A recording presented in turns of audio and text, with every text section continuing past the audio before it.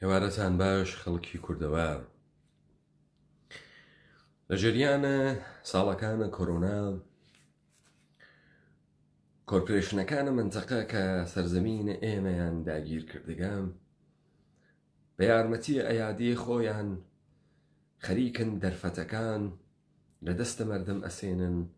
و خەریکن تا ئەتوانن مەسائلەکە بەرەو جێگەیەک بوون کە منفعەتە خۆیانی تیابێت و ئێوە مەردەمیش متعسفانە لە ژێر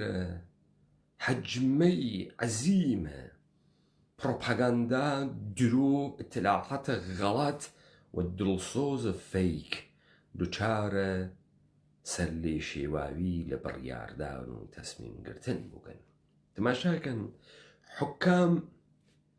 هەر بە سادگیە زندگی ڕۆژانەیە ئێوە کارەکەن. با من مثالهایەک لە جامعەیە کوردەوار بێرم تا ئێوە لە من تێبگەن. ئەوەی ڕاوی کەوی کردبێت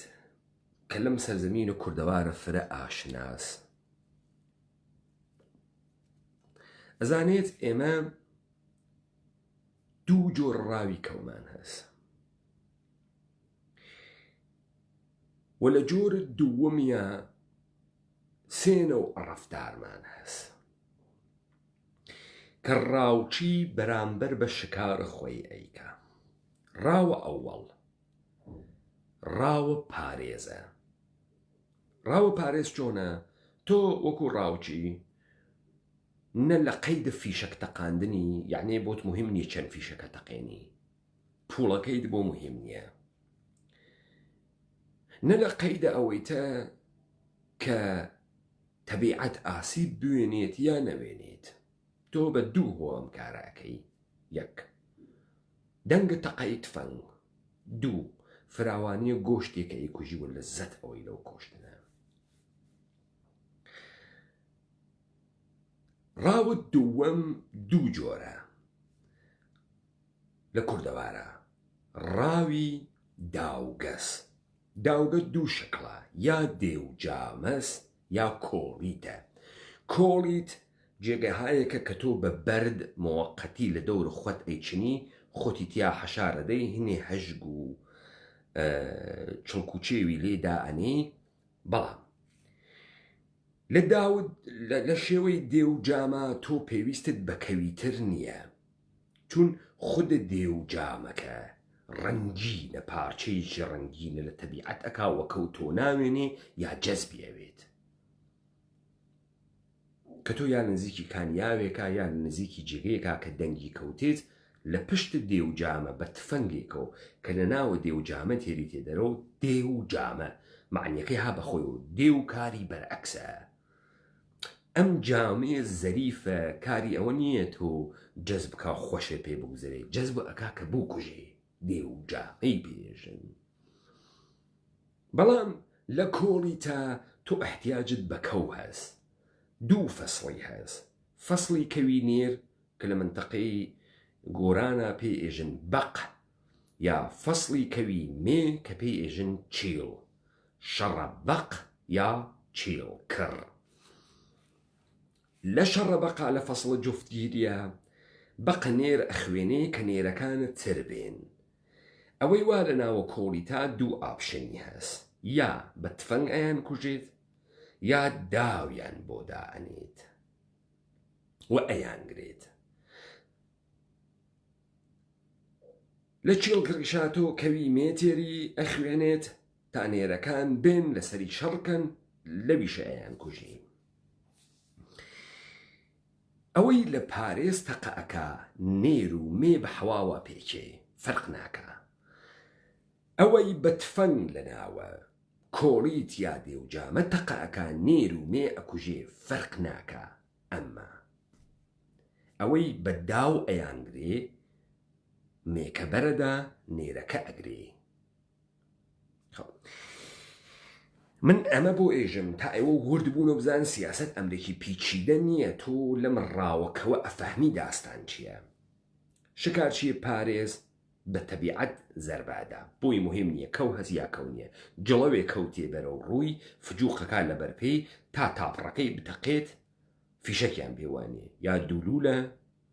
یا هەشتیرە یا پەنجتیرە بە شوێنیانەوە فیشەک خڕەکاتەوە دوونانە سێدانە چواردانە هەر چەندانەیە کەفت ئەم نەمەسئولیەتی ئەس بەڵام لە خۆی باییە لە فیشەک ناترسێ و هاتکە کوشتار بکە وە بچێتەوە ئەوەی بە دێوجامە ئەچێت زەحمەت ئەکێشێت سایەکە خۆی کەو فێر بوێت بزانێت کەو لەکوێ دانیشێت فاسڵەکەی چەندێکە ئەم منتەقەکەوی واتیایەتیان نییە حەز بە چه تەسویرێکەکە تۆزی خستڵەتە کەو بناسێ بەڵام ئەوەی لە کۆڵی دانیشێت زرنگترە چون ئەچێ کەوێکە دۆزێتەوە دەنگی خۆش بێت دەنگێکی گەڕی بوێت بتوانێت کورکوری بخوێنێ بتوانێت نێرەکانەتر تەحریککە بتوانێت بخوێنێ فێریەکەن بخوێنێ لەذا ئەمە مستەلزەمێ وەسە کە تۆ فێرە خستڵەتە کەو بوویت بزانی وەختی ئەفسۆردەی بۆ ئەفسۆردەست بزانی وەختی ناخوێنێ بۆ ناخوێنێ بزانی وەختی گەرەکیسی بێتە فیکەیشی چی پێوێ بێتە فیکە یعنی ئامادەگی جوفتگیری مەسەڵەن تۆشی بچی گیایەکی تایبەتی بۆ بڕنی تۆ سەوای گەنمێکە پێی ئەدەی بیخوا تا ئەمە بێتە فیکە خۆ بعد تۆ وەختی خصلەتە کەو متالعەکەی زەوی ئەناسی شوێنەکەی ئەناسی و داوی بۆ ئەنەی تۆ کە بێت بیگری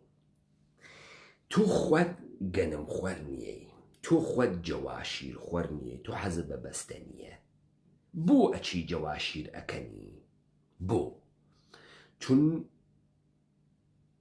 ئەو کەسەی کە تۆمەی تۆز حەز بە جەواشیرەکە حەزی پێەکە بەوە ئەگیرێ بە بەستەنی ناگیرێ کەو بە بەستەنی ناگیری حەزی پێ ناکە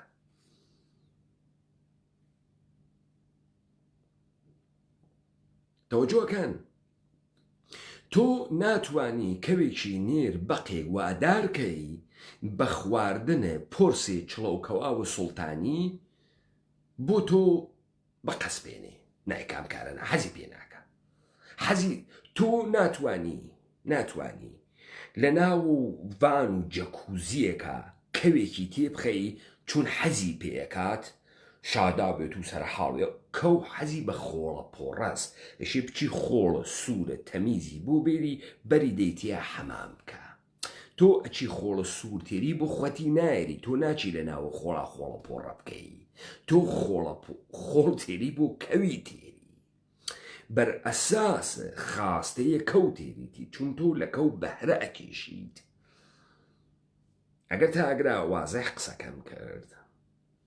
تێمە سەرامە کاکە گیان شەرواڵە کوردی ئاغای فارس فەعال جامعەی مەدەنی بەحسی ئەکا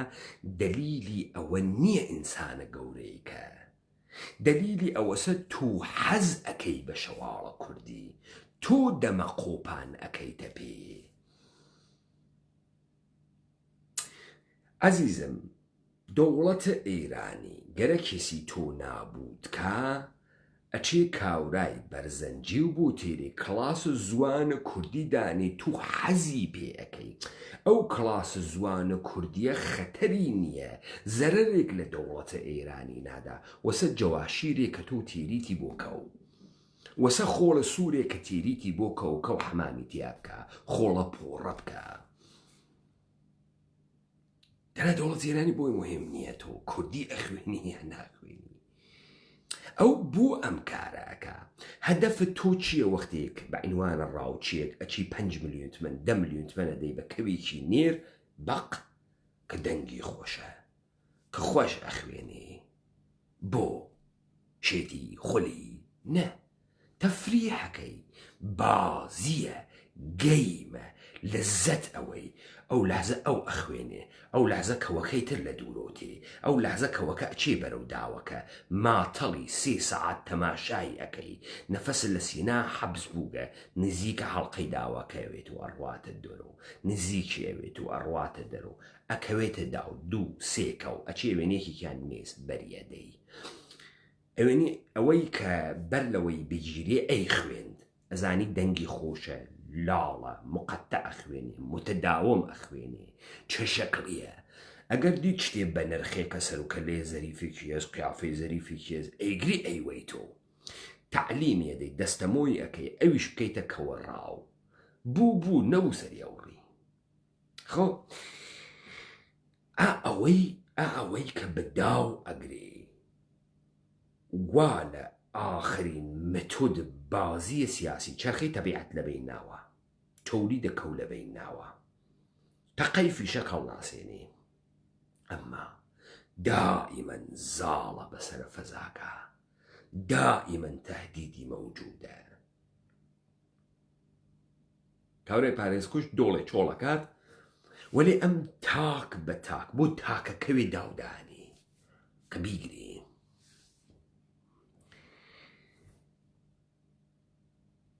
ئەوەی تێ بە تۆ ئێژێ کۆرۆنا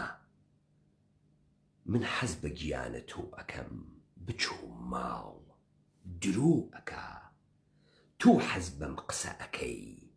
ئەنا با من تاریخ جمهوری ئیسلامیتان بۆ بێژم شاهنجە بۆی مهمە تۆ زندگیکەی ئەگەر بۆی مهم بوو لە ئابان مانگە لە کەفە خیابانە هەزاران نەفەری بە گولەشی وشی تاڵ کرد دەی ئەم جامعەی مەدەنیە بوو دەمی نەکردو بێژێ گەورەترین ڤیروس دەوڵەتە جمهوری ئیسلامیە بۆ دەمی نەکردو چۆن لەگرا دەم ئەکاتەوە لەوێ دەم ناکاتەوە ڤیروسە کاکە ئیستە ئەلکۆل خەریکە بێداد ئەکا ئەلکۆل خەریکە ئەکوژێ لە پەسا خەریکە ئەکوژێ ڕۆژێ 20 خەریکە داخە هیچ داخە کوێریش ئەکا مەسمومیش ئەکا مەختوون حەچی کارایکات تۆ بۆ یەک نەفەر ناوێنی بێت بە تۆ بێژی مەکە بە تۆ بێژی بێن بچن ئەم کاوراوە ئەڵکۆڵ ئەفرۆشی بیگرن نە ئەی فعالین جامعەی مەدەنی تۆ چۆن ئێشێ بخەنە ماڵەوە چۆن فعالین جامعەی مەدەنی خۆیان چاور بووکن ملیارد سروەتیان هەست ڕانتوا لە گیرفانیانە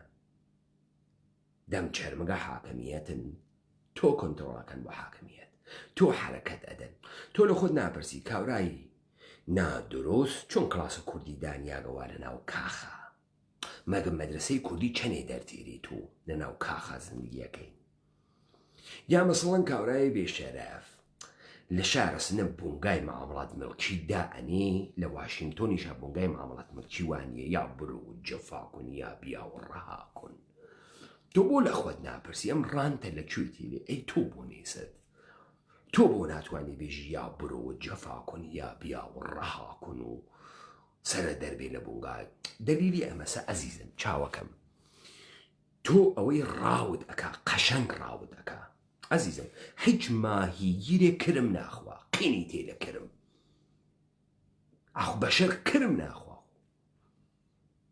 کاورا حەزیەسی لە چڵاو خۆرشت حەزیسی لە دەنەکەواو خۆ کرم ناخوا ئەڕوا پوو ئەدا کرمەسێنی ماسی پێ ئەگرێ کرم مەتڵوب ماسیە حاڵیتە دەمە قۆپان مەتڵوبە تووس گیانە تۆ گەرەکمانە پارزین تۆ 41 ساڵە لەم جمهوری ئیسلامیە نانە نییە ئەعساب نییە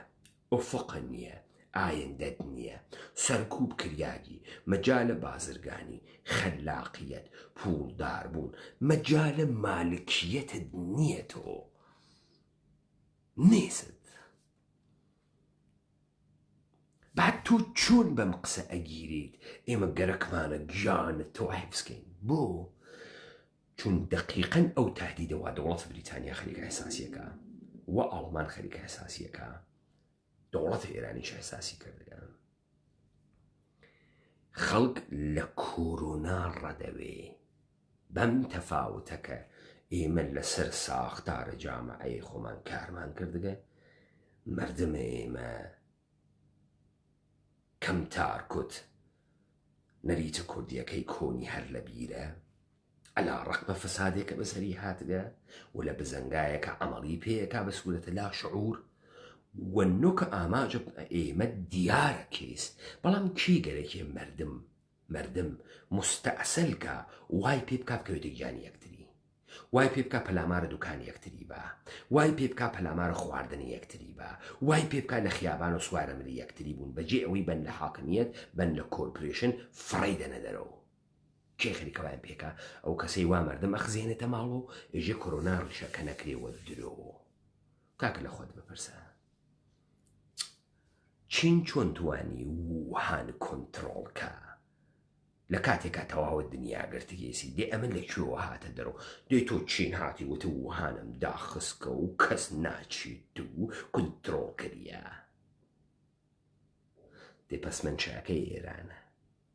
من شاکەی یاڵەت متحدەیان بکاس، من شاکەی خوەتی یامێ کە تەواوە چین گرتگێسی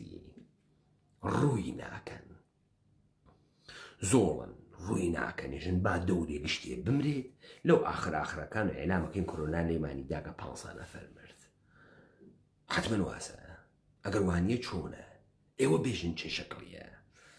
دەی ئەمانە ئێژن نە دەرمانمان نەز نە قابلت دەرمانە نە گەرما لە بینیەوە ئاشە خالەز بخۆری پاتە نەخۆری پاتە تۆ ئێشێ بیگری مردی نەمردی خواتداتەوە. ئەو جاریتر مەسئولیەتت هەست لە بەرامبەر کۆرۆنا. باشە ئەی تەبعاتە بعد از کۆرۆنا ڕکودە اقتصادی شدید لە بینچوونە ئەرزشە پوڵ نەبوونە کار سقوط تەمامە سەهامەکان یعنی تەبعاتە بعد از کۆرۆنا کێکۆیەکاتەوە. ئەوە ئیسە تۆ مەردەمە ئێمەت بەردە ماڵەوە تا ئوردی بەهشت کاورا نانی نەو پووی نەو بیسێنێت ئیسە عادەتێکی کردو ژەمێ ماش بخوات و نۆک بخواتێر بێ دوای وردی بەشتیەکە تۆ گەرەختە مەردەمە ئێمە بکێشینتە جێگەی کاورا بیتە دەرەوە بکەوێتە دزیکردن لە یەکتری. ئائیستە مەردەمە ئێمە ئەیتوانی لە حاکمیت گوزارکە و حاکمیت لە بین بوات و دەوڵەتە کوردی خۆمان دروستکەین بۆ سەرزەمینەکە گرینەوە دەسە خۆمان. تۆ ئیستە مەردەمەکە گەسە ماڵ ئەو بێهداشتە عمومی و کوروناترسی تۆ و کوژیت و تۆ جمهوری ئیسلامی نابوت دیکردەدا زندگی نییە ئەیکەی زندگی هەر ناکەی نە کرامەتە ئەز نە عزەتە ئەز نە شەهامەتە ئەز نە قورور و ماگە نە مالکیەتە ماگە هەر وەختی مەیلی بێدات و ملی سەرتا هەر وەختی مەیلی بێ گیرفانە تاڵانەکە پەڕی لە عوقدە و لە حەسرەت و پەنگە خوارگەزەوە. جامعی مەدەنی وا لە پشت ئێوە جانی ئێوەی بۆ مهمە خۆتان سوهارکەن.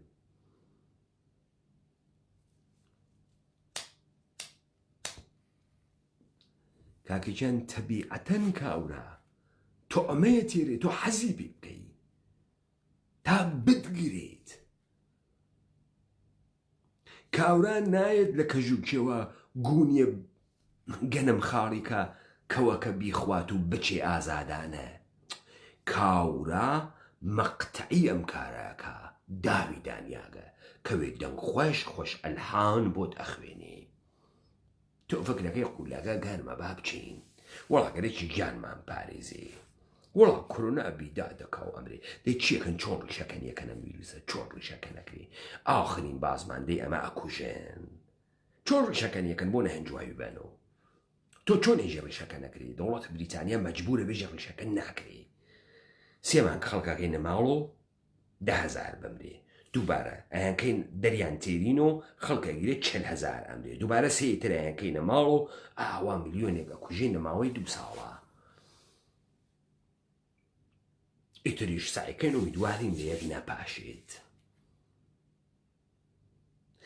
داستان ئەمەسە ئەزیزم چاوم لاگیان من نازانم تۆ بە چ زوانی ئەفەهمیت دەور و بەرە خۆت تەماشاکە بەڕاحەتی ئەفەهمی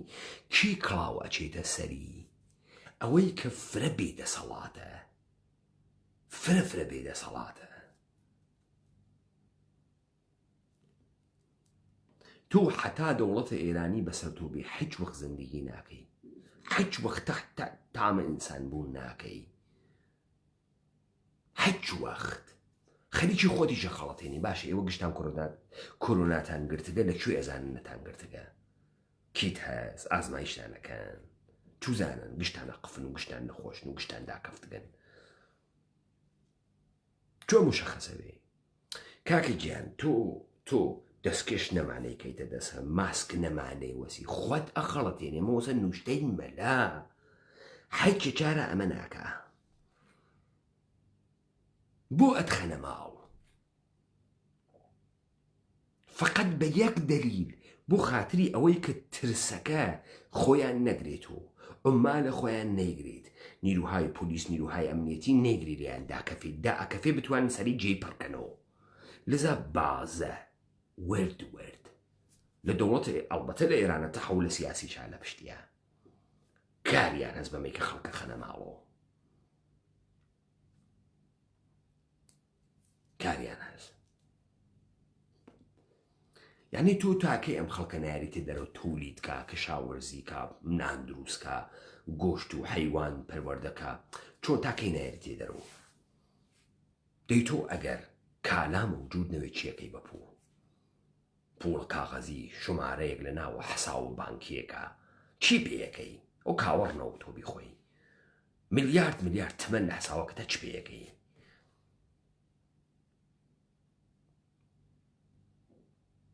چه استفادەیەکی هەست بۆت پس ئەم مەردمەشی بێت زندگی کا کالا تۆلیت کە تا ئەم پوڵە جعلیە تۆ کار بکە تۆ مەردمە خزانگە سەماڵ تەبعاتە ئایندە کێ کۆیەکات و تۆ کۆیەکەیتەوە كورونا كوجي يا برسيتي كوجي فعال جامعي مدني الكل استخلي كخلقي كوجي يا كورونا بودر مردو الكل قسناكي بو ناچی بگەڕێ و شوێنی ئەوانەی کە بزانی کێ مەشروب فرۆش و ساقین بیانگرن چواریان بکوژن بۆ ناچن پەیداکردنە ساقیە کارێکی هەست بۆ ئێوە چۆن ئێوەیەژن کۆرۆنا لە بینەوەن و دەمولوتان هەڵە پێچنەوە خەڵکەکەنە ماڵ خەڵک ڕۆحی تۆقی گە زعف ئەخلاقی گر کە زعف سیستم ئیمنی گرتگە دووچارە وەسواس بووگە دووچارەی دەیان ئافەتەتر بووگە ئایستە سەر و بەندە ئێترازات بوو بۆ نەیاڵ خەڵک بێتە خیابانەوە بۆ بانگ ناکەن خەڵکی بێتە تەزاورات بۆ ئەم قسانە ناکەن خەڵکینە داودانریاگە ئەمە داوە بیگرن ئەنا لەمە خراوترتان پێتیها ئیمڕۆ ئەگەر خەڵک بێتە دەرەوە لە بەرامبەریانە بوێسێت ئیمکانی هەست خەڵک بە نەریت و کوردی بتوانێت دەسەڵاتێکی ئینسانی دروستکە ئیمڕۆ ئێوە توانن تەک یەکتریان متحد بن بەیانی کاورا کە فگیر خواردێت تایدیک کۆرۆناکە خراوتر بوو هەر ماگە ئیتر پۆلیش نییە ئیتر کالایش نییە بیسێنیت نییە ئەگەر ئەوێنی ئەمڕۆ مەردم هەنووز لە دوکانەکانە هەنێ خۆراکی هەست دەبێت خەڵک پۆلی نییە بیسێنێت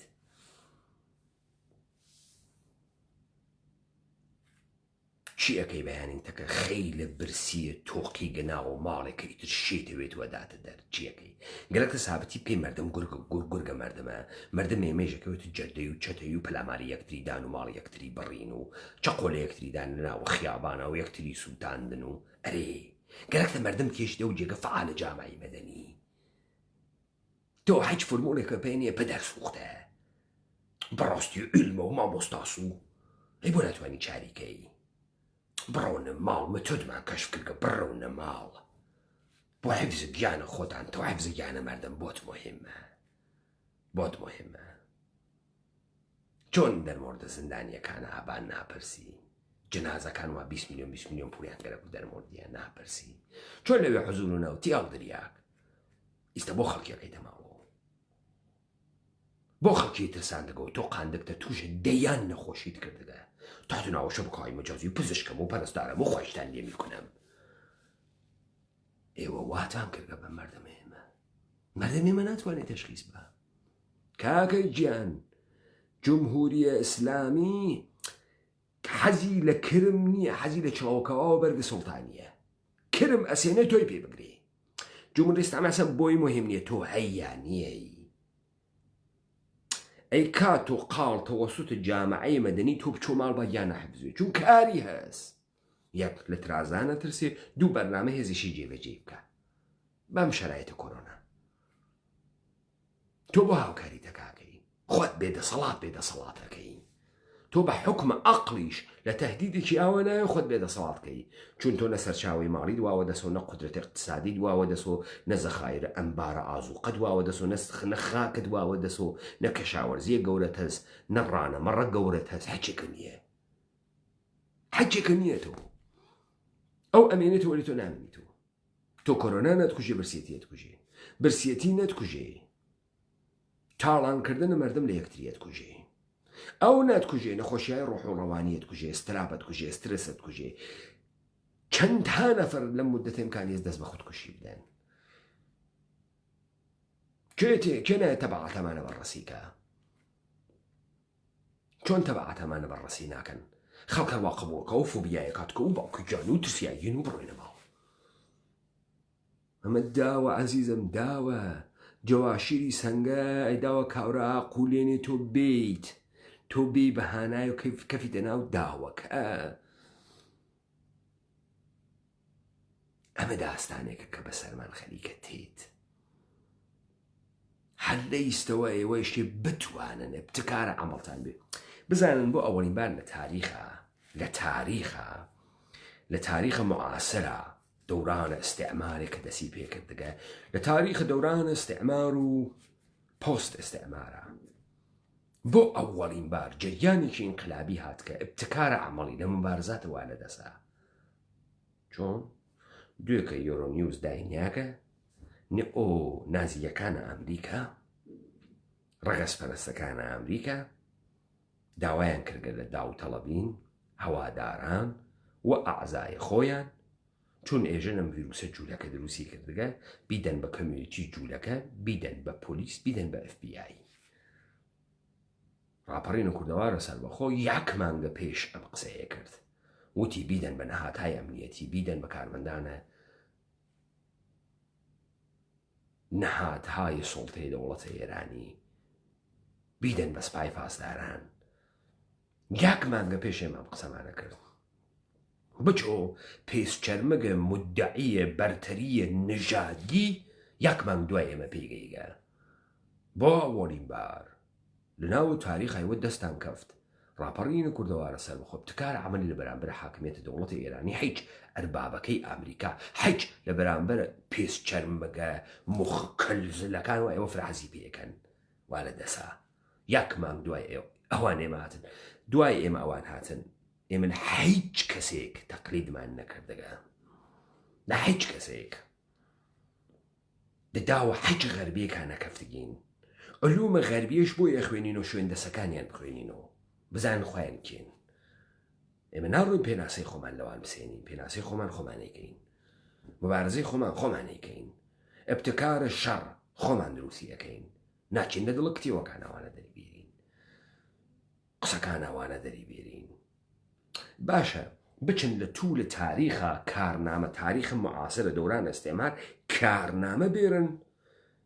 استعمار زەدەگان توانیوێتیان پیشیان گرفتی بەر مێتۆدە مبارزەیە چاوچەرمگەکان بە دەستگاهی سوسیالیستی و ئەوانە بەرخۆردیان نەکردوێ بە دەستگاهی لیبرالی دموکراسی بەرخۆردیان نەکردوێ بەژن بێرن ئەمە مهمە چون نەئۆنازیەکانە ئەمریکا خەڵکە نیویۆرک خۆیان بە ناسیۆنالیستەرین ئەمریکایی و سفید پوست ئەزانن و خۆیان بە بەرتر ئەزانن مێتۆدە ئاوادن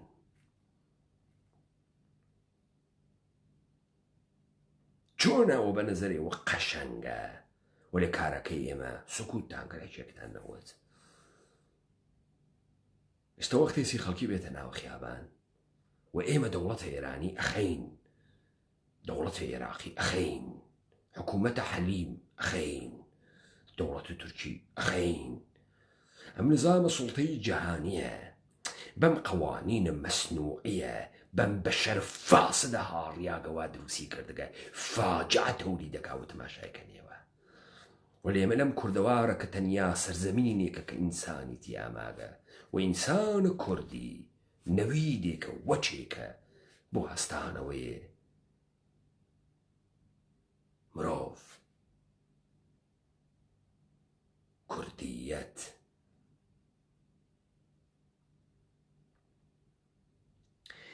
هەر بۆیە واجبە سەرشانتانە بە دقت و مەسائل بووە لەبەرەوە مەسئولیەت پەزیروە لە بەرامبەر مناڵت، لە بەرامبەر ژنت، لە بەرامبەر ئایندەیان، لە بەرامبەر شوود. ژنانە کوردەوار بۆ سکوتیان کردە، بۆ گشتیان وای تەکس کوشتنی لە ماڵە، بۆ سکوتیان کردگە، بۆ پیاکانیان خەساندگە. ئائیستە وەختی بوو ژن بێتە مەیدان و قسەکە، بۆ قسە ناکەن، بۆ گشتان زیختان کردگە لە گۆشەی ماڵ و هەڵکێشیاگن، بۆ دەمتان داخستگە. کی ماگە ئیتر تۆ تەجروبەی نەکەی؟ ماچەڵە چین؟ بۆ پیوە نانێن بەم پیاگانی جامعەوە، مشتێ خەسیاگە تێهەڵ دریاگە هاڕیاکتان دروست کردگە.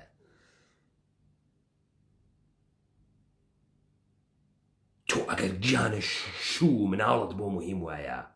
نەت ئەهێشان پانکەنەوە بەسەر وەی شومەی دەوڵەتە کە تەباتە مل سەریان هەر جۆرێ مەیلی بێ کۆکی کانێت. ڕۆژێنان بێ ڕۆژێنان نەوێ، ڕۆژێ ئەمنیەت بێ ڕۆژێ ئەمنیەت نەوێ. ئەم دەوڵەتە ئێوە وتان ئەمە بوو، وڵاتانە پێشکەوتنە دنیا ئەمە بوو. ئیتالیا زەرفیەتە پەزیریشە 30,000 کۆرۆنایی نییە، ئەمە بوو. ئیسپانیا زەرفیەتە پەزیریشی نییە، بریتانیا نێزی 30,000 نەخۆش ناتوانن بەخێوکەن. ئەمە بوو بەڕاستی و پێشکەوتنە بەشەریەت و پێشکەوتن و مانیزم و علم و ئەمە بوو. ئەمە سەر دەوڵەت زۆر مهمە، بەڕاستی حکومەت زۆر مهمە. نەکورە حکومەت سوارە ملە بوو تاڵانتیە کرد، نابوتی کرد، سەرزەمینتی برد، مالکیەتی برد، کارتی دزی، خوێڕیتی کرد، هاڕیتی کردیە بەردە. پێشکەوتنە. دابزان چیەکەن لە بەرامبەر کۆڕۆنا.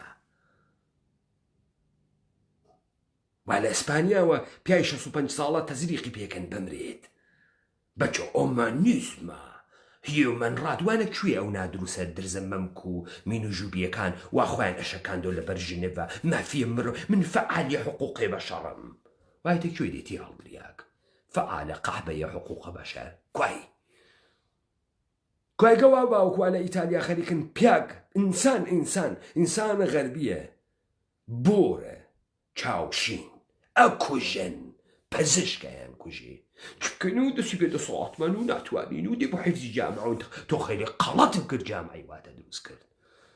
تۆ خەیلی قەڵەتم کرد تە بدا سەر ئەم مردمە. ئەم مردم تە هاڕی وتت خوام ئاغام ئەچتە پایمەن اون بامان وەکو تەقی زهوری اون نەتەرس اون بامان گیرفانە کوتان و سەرکوب و کردن و ماڵە دزین و دنیا و تاڵان کردوتە نەتەرس اون بامان. ئیستە باوەڕەکەی زاگی کتە ژێری ناتوانی. ئێمە لەگراوە قساکەین فەورەن جامعەی غەرب واکنش نیشانەدا. جالبە من وە کوردی قساکەم، نازانم کاورای جوولەکەی ئێرانی تەرجمەیە کات و نازانم ئێمە لە غەیب بۆ هاتکین. ئێمە وتمان کادرە دەرمانی دروزن، پزیشک دروزن، خوێڕی. ئیمڕۆ ئیعلامیان کردگە لە بریتانیا و جەهان لوتفەن کادرە پزیشکی بێن لە خۆیان عەکس بخەن. بادەم و چاوی سوور و بووگ و شەکەت و ماند و کۆرۆناییان دەرکەوێ بۆ مردم. ئەی جالبە. پزیشک فاسد، دروزن، سەنعەتە پزیشکی، سەنعەتە پەرستداری. ئێمە فلۆرانس ناینتینگێلمان نەدی، ئێمە لوقمانە حەکیممان نەدی، نەماندی. ما شتێ تێ هەڵدریاگە دانشگای بنەمە ئاغەیە پزیشک جڕاحی متخەسس گاشتی دەرچووگە خۆی شاردگەسەوە. حەجێکیشی لە دەست نایە کاورای سەرزل، حەجی لە دەست نایە. کاری بگۆسەوە مەسکە و ئۆکسیژن لە دەمە کاورای 65 ساڵە هەڵگرێت تەزریق بێهۆشی پێ بکات بمرێت. دەی تۆ پزیشکی پۆفیوز ئەی سەوگاندە بقراتە دوای لەکوێ؟ تۆ هاتگی گیان نەکێشی، تۆ پزیشکی کە گیان نەکێشی پۆفیوزە ئیتالیایی و ئیسپانیایی. ئەرێ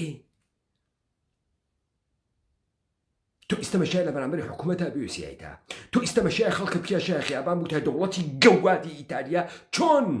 زەرفیەتە پەزیرەشە 2 ملیۆن ئینسانی لە بیمارستانانیە ئەم گشتە ماڵیاتە بۆ برد گەوا باوک ملیارد ماڵیاتە بەهێزی پۆلیسە دروست کرد ئەرتەشە دروست کرد دروستە کرد زندانە دروست کرد میلەتە هاڕی پڕۆپاگاندا دروست کرد قابەخانە دروست کرد بۆ ناتوانانی 2 ملیۆن نەفەر بۆیتە ناو بیمارستان چوار پزیشکەنەی بێتە خیابان یەخەی بدڕێت لەبەر خاتری مرۆڤایەتی و سەوگەندە بقڕات بە چەند کۆیکەنە دنیای فاسدە کەسیفتان مرۆڤایەتی حقوق بەشار گاورای پزیشک ئیسپانیایی هاتگایەگری فرە سەختە وەختی ئیلتماسە کات ماسکەکەی لە دەمەوە کەنینەوە تەزریقی پێکەین تامری بخاترمی زەجر نەکیشی نەوە تەزریق مەکەم فیشێکی بەنە سەری وەکو ئەسب با زەجر نەکیشی ئێوەتان و بەشت گرت و بڕاستی و لە لوت کەکاو حقوقی بەشەر و مافی مرۆڤ و وڵاتانی غەربی و بڕاستی و دورکەی و ئەیژێت و بڕاستی و ئاگوست کونت و ئەیژێت و بڕاستی و تێ هەڵدریاگە خوێڕیستە خەڵکەوە کردگەسە ماڵ لە کوردستانە بڕو ماڵ بڕاستی و تۆسیهای پزیشکی ڕعایەت بکەن و بڕعایەتی ناکەن ئەوە لە تاران نایکەن چون تاران جامعی مەدەنی وەکو تۆنی قابە باب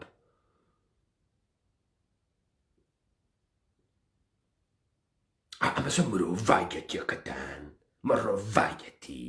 مافی مرۆڤ جیهانی غەرب جیهانی پێشکەوتوو ئەمەسە دەیبێ ئیرادێ بگرە لە حەز ئەخلاقی و ئیرادێ بگرە بێ بزانام زاتەس ئەوەڵەن ئەمانە خۆیان ێژن قشرە جەوان نامرێت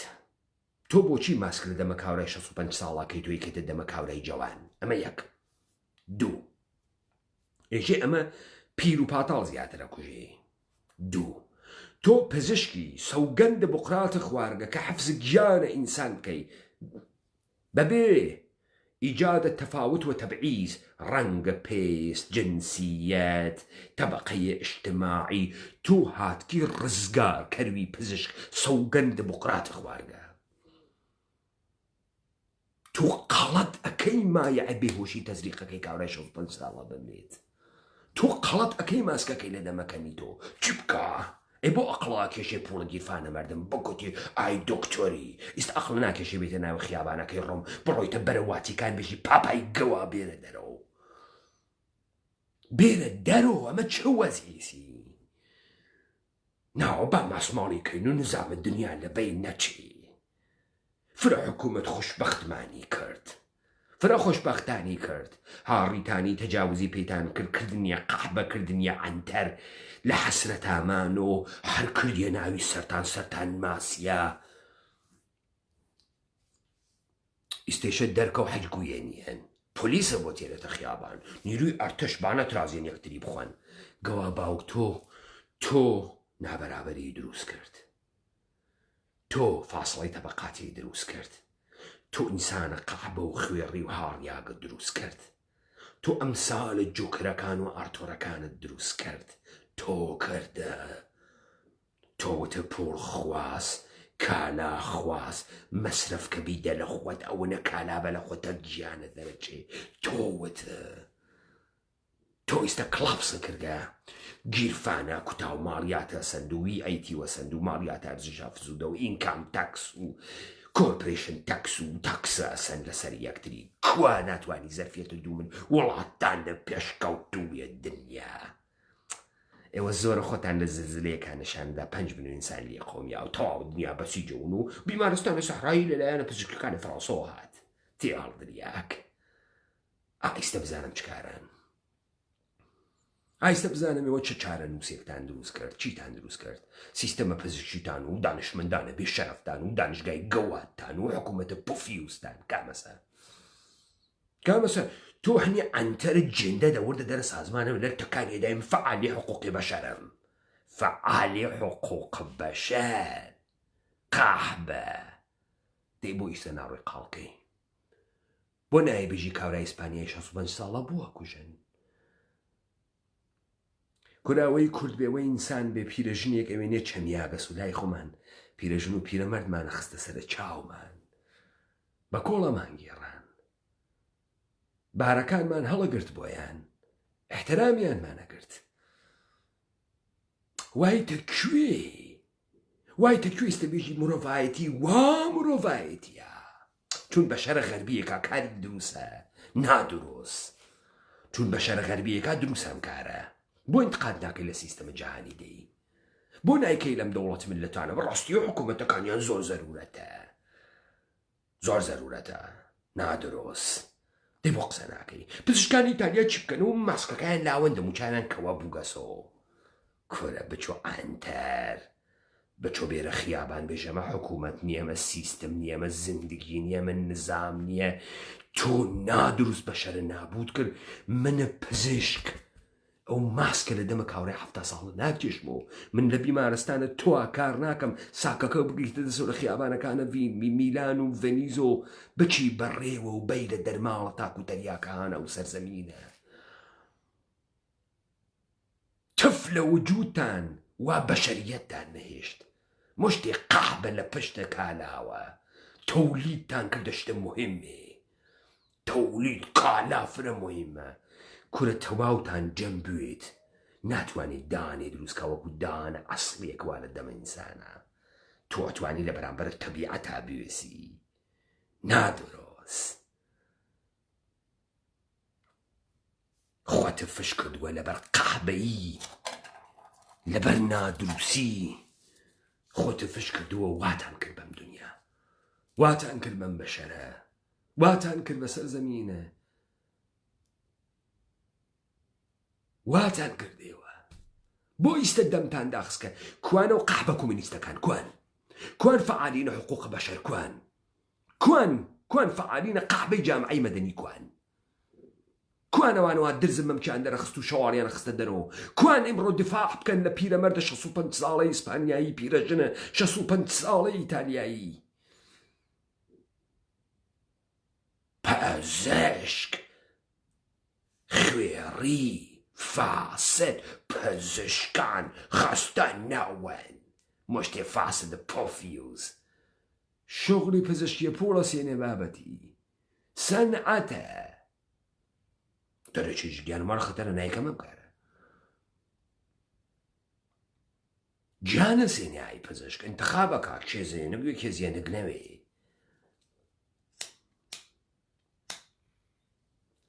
یعنی حکامان و سیاسەتمەدارانە کۆرپۆریشنەکان لە خەڵاڵە شەڕەکانە 100 ملیۆن و 120 ملیۆن و 150 ملیۆن ئینسانیان کوشت تۆ سکوت و کرد و جامعە وێران بوو ئینسان نابود بوو ئیستا ناتوانێ بێ سیستەمەکەیان لە بین خەین خیاڵتان ڕاحەت وێت ئاوا پێش بچێ 200 ملیۆن ئینسان داخە هیچ 400 لە برسە ئەمرێ 400 یەکتری یاخوان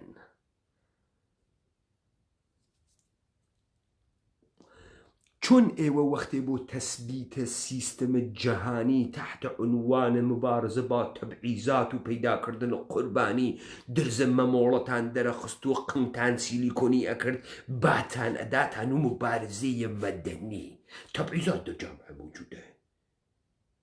گەیمان فرە هەز حقوق گەیەکان حقوق چۆلەکە بێرۆ ئینسان ئیسپانیایی هاووڵاتیە سالواتۆر دەلی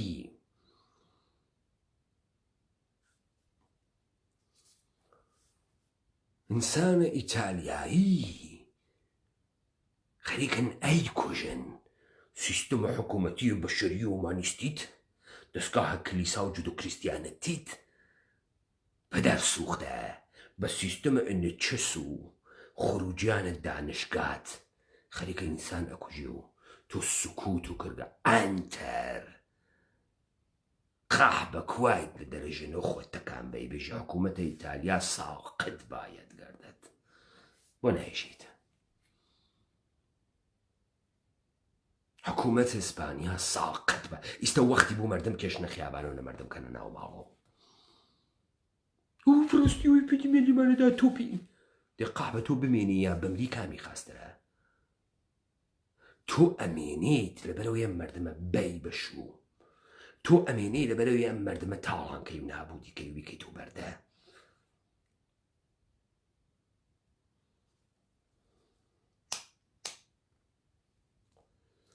ستەدیتان وەختی ڕاپەڕینەی ودەمانە گشتی ئەنتەرن گشتی تەئاترە مشتی درۆزنە نەمانە لچی سوورە کردو خۆی بەعادا و بەڕاستی دکتۆر فڵانە قاهبەی دنیا لطفا نەزراتتان دەرمەوردە قاهبەیی بێشن فرە خاسە و بۆ ڕقوڕێولی خاسە و بۆ ژان و با خاسە و بۆ دەفع شەهوات خاسە و بۆ دەفع بەڵا خاسە و پرۆفسۆر دکتۆر فڵانی لە دانشگای ڤیرجینیا متەخەسیسە قاهبۆلۆژی ئەوە کارێ بۆ ئێوە کردان لە پشت شعارە دفاع از محیط زیست کوانە و تیاڵدریاگەکانە کوردە بە و چیاکانە قەندی لە چەتە بێشەرەفە مەرز پارێزەکانە جمهوری ئیسلامی کوانە و قاهمانە کوان تیاڵدریاگەکانە ناو کناراوەکانە مەچە کوان ئاسایش و پاراستنت بێشەرەفە حکوومەتە حەلیم کوانوانێک خەڵکنە ماوە خەڵکنە ماڵەوە پڕستی و جانێ خەڵک هەوڵاتی مەمە کۆرە پۆفگیست و کەرکووکە داچوو تۆ گیانە هاوڵاتیت بۆ مهمە تۆ ئەنفالە کرد 200,000 کوردە دەبین برد تۆ گیانە هاوڵاتی بۆت مهمە پۆفیۆز تۆ هەڵەبجەت معامڵە کرد خەڵکە گرت تا بمرن لە هەڵەبجە تۆ گیانە مەردەمە بۆ مهمە تیاڵدریاک دوو کەنەمە قسە ناتوانی بکەی پەرسیارێکە پێ نییە لەو حەلیمە کوردەوارە نەوێت تەبەیتەمە لە سەرە کورد لە هیچ گاوانیشە پێ نادەن تۆ وەزانیتە مەق بکەیت و قسە نەکەیت و دەم بقچیت و مشە مش بکەیت و وردە بۆ لە خۆت و دەربکەی جامعەی ڕەفتاری حەزە پێیەکەن کۆرە خوێڕی تۆ ئەگە بابا ئەمریکا لە پشتە نەوێ لەوێ کەس کەرە پێوە ناوەسیتەوە نە شەهامەتە هەست نە سداقەتە هەست نە عەقڵە هەست نە بوێریت هەست چۆن ئێوە ئەمانە نافەهمن چۆن سەرتان وەکو بەو عەزیزم هەر کەسێک سکوت بکە لە بەرامبەرە ئەمە خۆی ئەوێت و تۆمەی کارە خۆیە چون تۆ سکوتت کرد چون تۆ هاو دەست بووی وەختی قەرارە ئەم دەفە ئۆکسیجنەکە لە دەمە خۆت بکێشن و کەس نییە وەداوە بکە وەداوە تۆ ناگای تر تۆ سەمەرەی کارە خۆتی سکوتە خۆتی درۆزنی خۆتی بێئیمانی خۆتی فەساد خۆتی بێندێ ئەم جندە و قاهبەی جایزەی سۆڵحگیرە کوان دەی هاوار بکەن وا موسیبەتە وا ئینسانیەتە چییە و بەڕاستی کۆمەڵگای قەربی هەموو شتێکی هەست تۆ چۆن تەوانە نەغدە نییە بێن جواوە ئەم گشتە حاڕینە بێن كما فاجعة بر عليها بشرية أما جناية بر عليها بشرية استدر أكفير واضح روشن خليشي أيوينيد ما تشورج دفاعناك إلى دنياي بحست ما دارنا غرب ساختي استعمار قران ما تدفعي بيناكي چون است سکوتە کردگە هەچێکە بۆ وتنیە تیاڵدریاک تۆ ماتەڵی لە هالیود و کامە قندەر ئەکەن کامە چت ئەکەنە قوربانی بیکەن و مت تۆ بێ پلاکاردەکەی گریتە دەست و خۆت بابەی چۆن است سکوتە کردگە من لە ئیتالیا وایمە کۆرۆنام بگرتە 40 ساڵمە خارجی بووم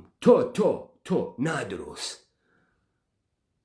تۆ لە ئیتالیا وایتە 30 ساڵتە لە بیمارستان وایتە کاورا ئەرجەحیەتی کاورا ئیتالیایی بوو چون ئەرجەحیەت بەندی تر تۆ وەکو سەگ ئەتۆپیت چون سەمەرەی کارە خۆتی چون تۆ هەوێنە تەبلیغ ئامانە بوویت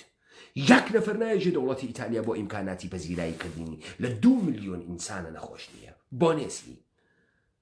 ئیسپانیا نێسی بریتانیا نێسی ئاڵمان نێسی دە ئەم گشتە سروەتە چی بووێەوە تان ئەسمان ماڵیاتتانە گرت و بڕاستی و چییە چۆن نێستانم سروەتە چی پێادەم سروەتە ئەم گشتە کارە وەکو سەگ لە ئینسانانە کێشاتان چی پێهات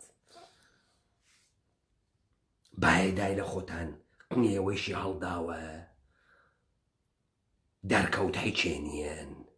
دەرکەوت مشتی دروزنن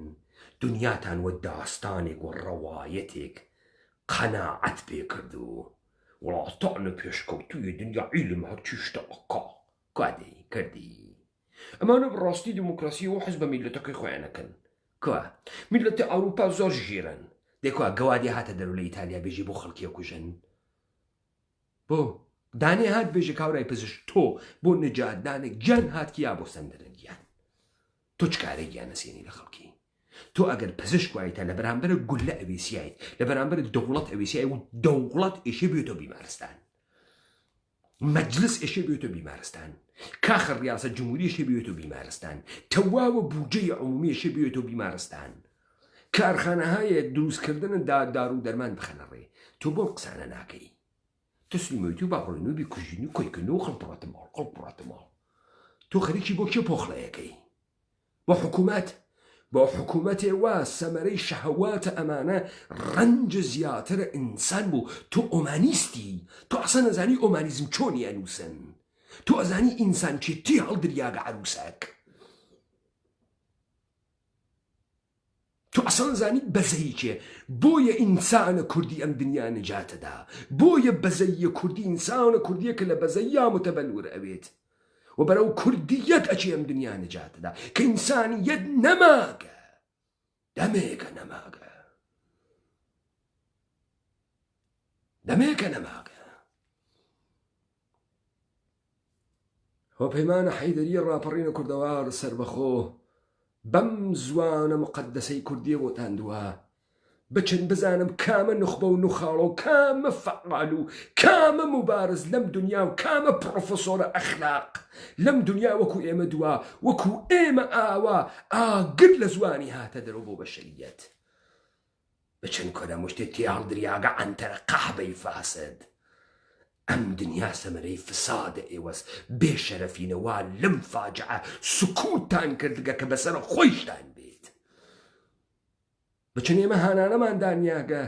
چون ئەحساس زەرورەت ئەەکەی نەزانینە مردمی ئێمە لەگدا بێپەنان خۆمان بووینەوە پەنای یەکتری